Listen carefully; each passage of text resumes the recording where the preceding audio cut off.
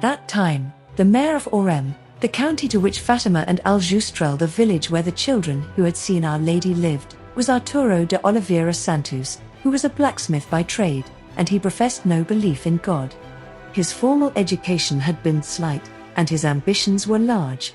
Arturo Santos was a self-propelled and intrepid young man who became the editor of the Orientes, a local gazette, in which his anti-monarchical and anti-religious opinions were expressed with bitter zeal and with some talent. At 26 he joined the Grand Orient Masonic Lodge at Leiria. As Mr. Walsh, a professor of history, points out, Arturo Santos became indoctrinated with the esoteric lore of a syncretistic and naturalistic religion, which had been the main opponent of the Catholic Church in modern times, and which had already boasted that, by planning and carrying out the Portuguese Revolution of 1910, it had taken a long step toward the total elimination of Christianity in the Iberian Peninsula. The Freemason, Arturo Santos, persecutes the children of Fatima. The next morning the mayor of Orem again interrogated the children, who again said they had seen a beautiful lady, and again refused to tell him the secret, even when he threatened them with life imprisonment, torture and death. The mayor was resolved to obtain from the children some sort of admission that would end the religious manifestation taking place in his county. So he then had them thrown into the town jail, with its dark and bad-smelling cells with iron bars. They were put into the common room where most of the prisoners were herded together. The children were frightened and sad, especially the 7-year-old Jacinta, who thought she would never see her parents again. But they reassured one another, reminding each other of what Our Lady had told them about heaven, and they offered their sufferings for the conversion of sinners. The children prayed the rosary in the prison, and the convicts joined in the prayers. Some time later, the mayor had the children brought before him by a policeman, and he made a final demand for the secret. Then, since they again refused to tell it, he told them they would be boiled alive in oil. He shouted a command, and a guard opened a door. He asked the guard if the oil was good and hot, and he replied it was. Then he ordered the guard to throw the youngest, Jacinta, into the boiling oil first. The guard seized the child and carried her away. A guard saw Francisco moving his lips silently, and he asked him what he was saying. An Ave Maria, Francisco replied, "So my little sister will not be afraid." Lucy and Francisco were convinced that the guard would soon come back to kill them too. Francisco said to Lucy, "What do we care if they kill us? We'll go right to heaven." This text is taken from the Fatima Crusader.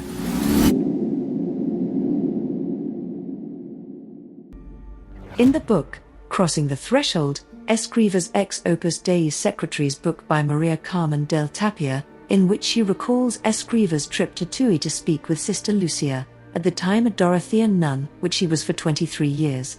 He refers to her, according to Del Tapia, as a good, but silly nun. Then read Opus Dei in his own words, by Escriva. In that book Escriva writes, referring to the same visit with the good but silly nun, that it is she who tells him to open the first Opus Dei house outside of Spain in Coimbra. It is she, he claims, who offered to handle all the necessary papers and procure the documents. Interestingly, this was right after Lucia suffered an influenza from which they thought she would die, which is why it was requested she put the third secret to paper and have it delivered to her bishop. But when asked if he discussed this with Lucia upon that visit, according to Del Tapia, he replied, "No." Not long after, Lucia also shows up in Coimbra in a cloistered Carmelite convent.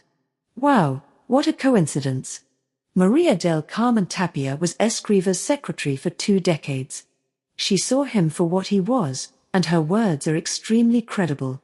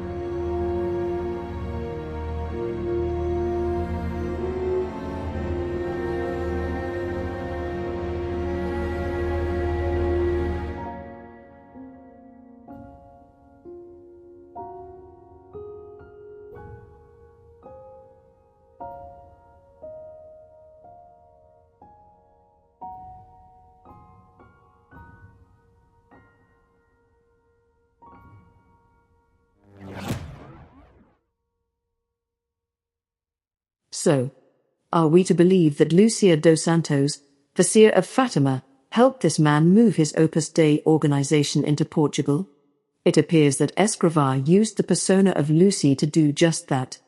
It would not be the only time that she was used by evil men to advance their agenda. From Dr. Haunowski. There is more proof that Saint Jose Maria Escrivá was certainly aware of the elimination of Sister Lucy and the putting in place of the impostor. He knew her in the 40s. The Carmel and the shrine at the Cova de Iria were cooperators with Opus Dei. He was at the first appearance of the fake on May 13, 1967, and he went to Fatima and saw the fake in the 70s. Opus Dei is up to its neck in the fraud. Was Opus Dei in charge of a Sister Lucy switch and the falsification of the Fatima message and the third secret? Will this investigation bring down Saint Jose Maria Escrivá as well?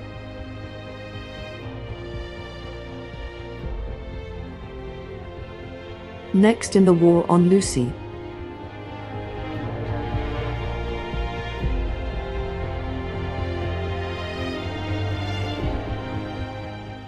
From sanctamissa.pl. Angelo Giuseppe Roncalli was liberal and modernist from the very beginning.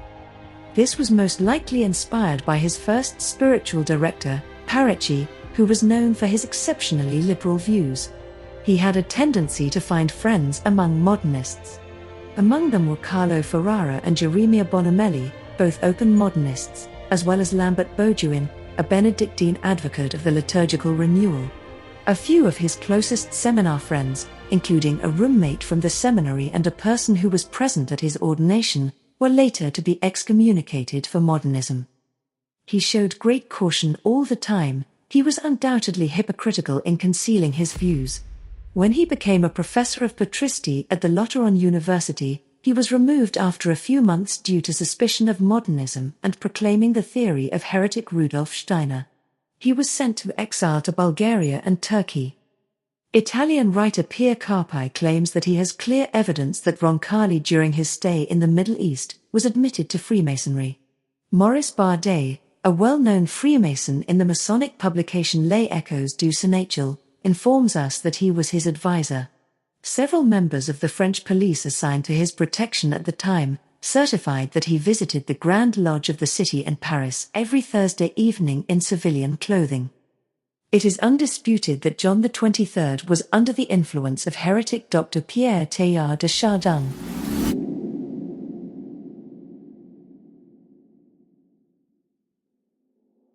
Our Lady of Fatima wanted the third secret to be pronounced to the world by 1960. Angelo Giuseppe Roncalli as John XXIII decided not to release the message, saying it did not concern his pontificate. The Freemason Roncalli thought he knew better than the Mother of God.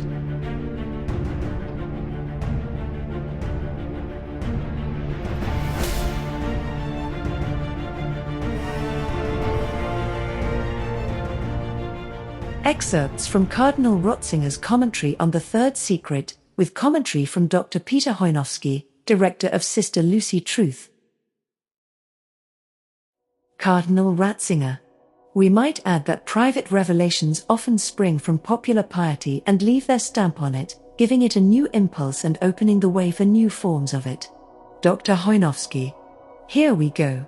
The insinuation is made that the third secret is nothing other than the musings of Sister Lucy because of her own popular piety. What subtle contempt is here present? Looking down from his unreal ivory tower of esoteric German philosophy at the popular piety of poor Sister Lucy and all those tawdry little people who actually believe there is something objective about God and the faith and the saints and angels and God's plan of salvation. Notice, the miracle of the Son, a miracle primarily meant to validate for the world the truth of the third secret, has no place in this analysis. Obviously, the miracle of the Son was an objective fact, which was meant to demonstrate the objective truth of all of the secrets of Fatima. Cardinal Ratzinger. In every age the Church has received the charism of prophecy, which must be scrutinized but not scorned. On this point, It should be kept in mind that prophecy in the biblical sense does not mean to predict the future but to explain the will of God for the present, and therefore show the right path to take for the future. Dr. Haunowski. Scratch any idea about Our Lady warning us about a future apostasy in the Church that will begin at the very top. Apostasy had not broken out as of 1917, especially not from the very top, but by 1960 it would be enflamed throughout the world, destroying the faith of hundreds of millions. Here Ratzinger covers for the apostates John the 23rd, Paul the 6th, John Paul the 1st, John Paul the 2nd, and, well, Cardinal Ratzinger himself. All to pave the way for the most obvious apostate of them all, Francis. Cardinal Ratzinger. It is clear that in the visions of Lourdes, Fatima and other places it is not a question of normal exterior perception of the senses. The images and forms which are seen are not located spatially, as is the case for example with a tree or a house. Dr. Haunowski.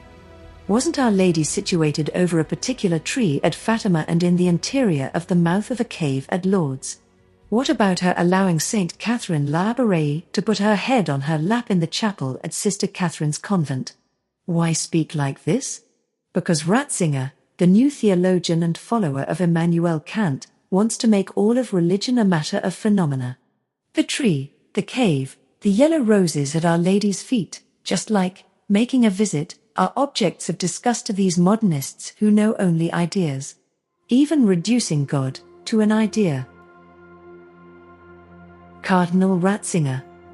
In the mirror of this vision we see passing before us the witnesses of the faith decade by decade.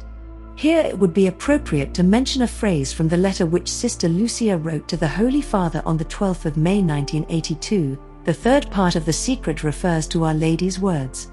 If not, Russia will spread her errors throughout the world, causing wars and persecutions of the Church. The good will be martyred, the Holy Father will have much to suffer, various nations will be annihilated. Dr. Haunowski. Wow, if Sister Lucy, in 1982, cannot distinguish the second secret from the third secret, then we wonder who switched her script.